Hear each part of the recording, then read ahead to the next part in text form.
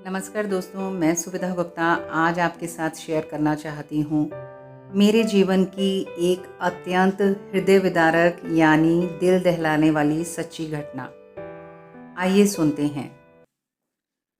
हमने पश्चिमी भारत से उत्तर भारत अपने होम टाउन जाने का प्रोग्राम बनाया।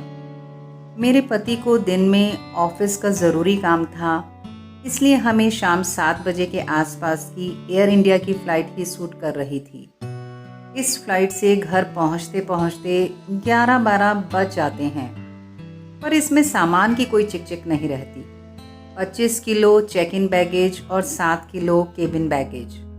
हमारा आते जाते सामान खूब रहता है, इसलिए इस फ्लाइट से सामान की काट छाँट नहीं करनी पड़ती। हाँ, घर बंद करना और यात्रा के लिए सामान पैक करना अवश्य बहुत हेक्टिक हो जाता है। खैर, यही ज़िंदगी के उतार चढ़ाव हैं जो आए दिन चलते रहते हैं, और कहीं ना कहीं यही बदलाव ही दिल के किसी कोने में बिछी निरस्ता की चादर को समय समय पर उतार कर फेंक देते हैं। हम दोनों पति पत्नी नियम अनुसार 2 घंटा पहले एयरपोर्ट पहुंच गए।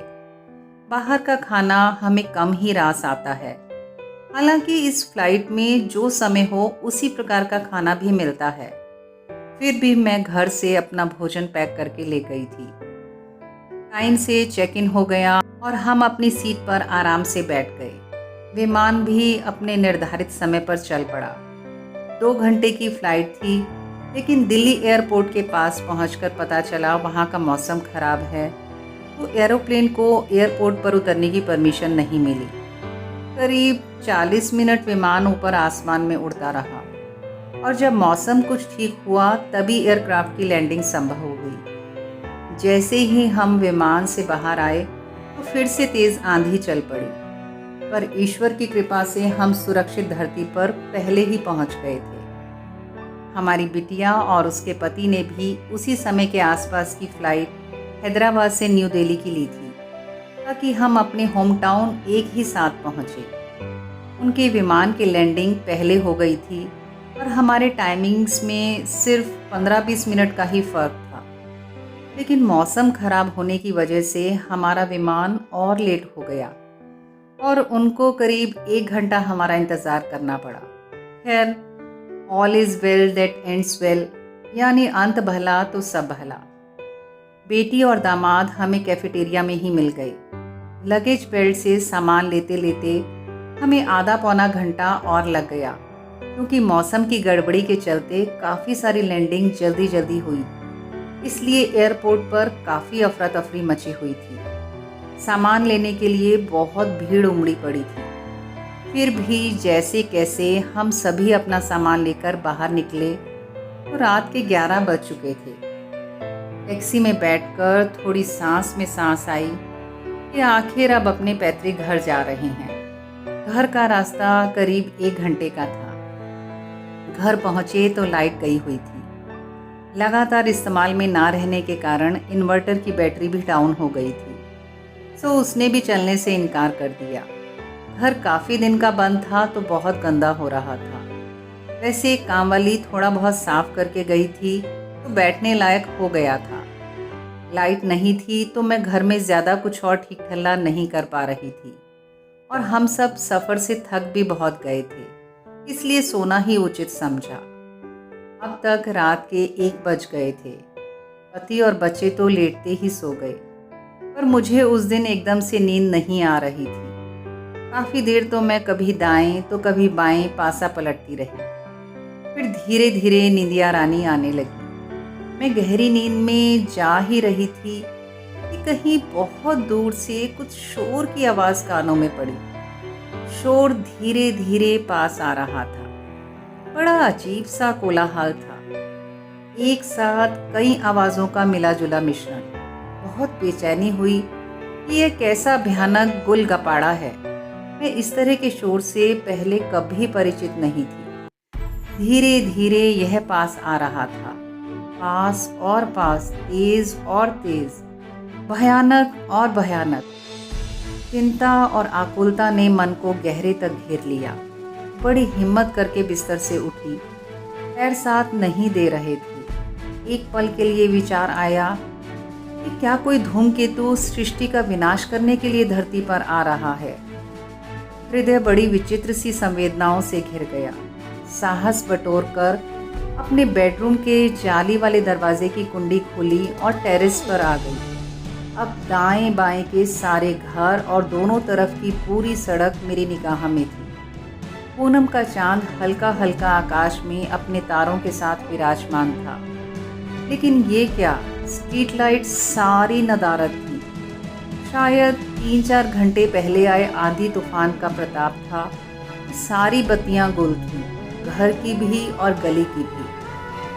पर वही भयानक शोर अब और पास आ रहा था। मेरी भी नींद के घेरे से बाहर निकलकर पूरी चेतना आ गई थी, लेकिन पति और बच्चे सब गहरी नींद में बेखबर सो रहे थे। फर्स्ट फ्लोर के टेरेस पर खड़े खड़े मुझे उस पास आती भयंकर चीख पुकार के साथ एक लाइट भी पास आती दिखी। मैंने झट अंदर जाकर अंधेरे में बेड पर हाथ से टटोलकर अपना चश्मा ढूंढा और अपने नाइट सूट के कोने से साफ कर जल्दी से पहनकर बाहर आ गई। फिर टेरेस पर आकर घने अंधेरे में दूर से आती लाइट को समझने का प्रयास किया। अंधेरा इतना कि हाथ को हाथ नहीं सुझाई दे रहा था। मन किसी अनिष्ट की आशंका से बैठा जा रहा था। पूरे शोरगुल को अलग अलग करने की बहुत कोशिश की तो पाया करीब 4 तरह की पृथक पृथक आवाज़ें थीं। पहली तो ऑटो की थी, दूसरी किसी पीपनी जो कि हमारे यहाँ मेलों में अक्सर मिलती है, जिससे छोटे बच्चे खेलते रहते हैं। इसे मुंह से फुलाकर एक ही तरह की धुन निकलती है। और यह क्या, तीसरी और चौथी आवाज़ में फ़र्क तो था, पर यह स्पष्ट था कि यह 2 अलग अलग आवाज़ें हैं, लेकिन चीत्कार एक ही, रुंदन एक ही, जीवन को बचाने की जद्दोजहद एक ही। एक बार तो मुझे चक्कर आते आते बचा। खुद को संभाल कर फिर ध्यान से देखने की कोशिश की। मैं फर्स्ट फ्लोर पर खड़ी थी और नीचे मेन गेट पर ताला था, ऊपर से घुप अंधेरा। दिमाग ने कहा अगर नीचे जाकर किसी तरह ताला खोलकर सड़क पर पहुंचने की कोशिश की भी तो ऑटो इतनी देर में कहाँ का कहाँ पहुंच जाएगा। इसलिए अब सारा ध्यान ऑटो का नंबर पढ़ने पर केंद्रित करने का सोचा। लेकिन कुछ देर पहले आई आंधी पूनम के चांद पर भारी पड़ रही थी। वह ऑटो अब तक मेरी गली में एंटर हो गया था और अब किसी भी क्षण मेरे सामने होना था। दिल दहशत में था और आंख में आंसू आ गए। अगले ही पल ऑटो मेरे घर के सामने था। बादलों ने थोड़ी इजाज़त दी तो चांद की रोशनी में बस इतना ही देख पाई कि एक व्यक्ति ऑटो चला रहा था और 2 लड़के करीब 14-15 साल के पीछे की सीट से बाहर निकलकर, यानी उनका करीब आधे से ज़्यादा शरीर ऑटो से बाहर था और वे दोनों ही लगातार पीपनी बजा रहे थे। दोनों के चेहरे पर वहशीपन की झलक बहुत कम समय के लिए नज़र आई। ऑटो के अंदर कौन कौन था यह नज़र नहीं आ रहा था, लेकिन ऐसा भयानक क्रंदन मैंने पहले कभी ज़िंदगी में नहीं सुना था।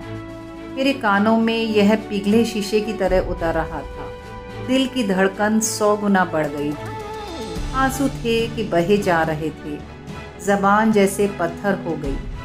थोड़ा साहस समेटकर बस ज़ोर से रुको ही कह पाई।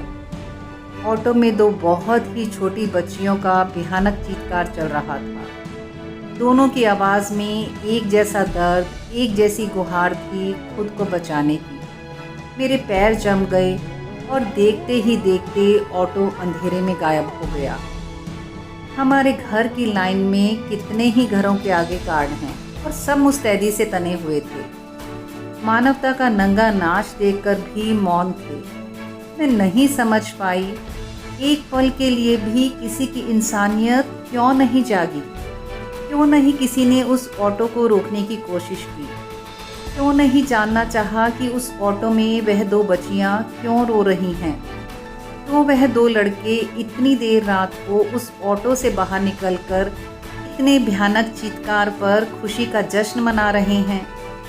इतने कर्ण भेदी रुंदन और ऐसी खुशी के मिश्रण पर किसी का पौरुष क्यों नहीं जागा।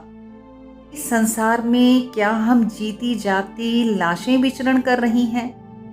महिलाओं के साथ छेड़छाड़ और बलात्कार करने की वहशी प्रवृत्ति पुरुषों पर क्यों हावी हो रही है?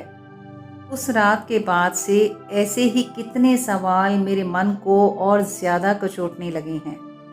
अनजाने में ही सही, मैं भी किसी न किसी रूप में इस दुर्घटना का हिस्सा बन गई। यह अपराध बोध जीवन पर्यंत मेरे साथ रहेगा कि मैं उन बच्चियों के लिए कुछ नहीं कर पाई। इसी के साथ यह हृदय विदारक घटना यहीं समाप्त करती हूँ। अगर आप यह घटना पढ़ना चाहते हैं तो शुद्ध देसी थॉट्स ऑन वर्डप्रेस पर जाकर पढ़ सकते हैं। उसका लिंक मैं नीचे डिस्क्रिप्शन बॉक्स में शेयर कर रही हूँ। धैर्य से सुनने के लिए आपका हार्दिक आभार। धन्यवाद।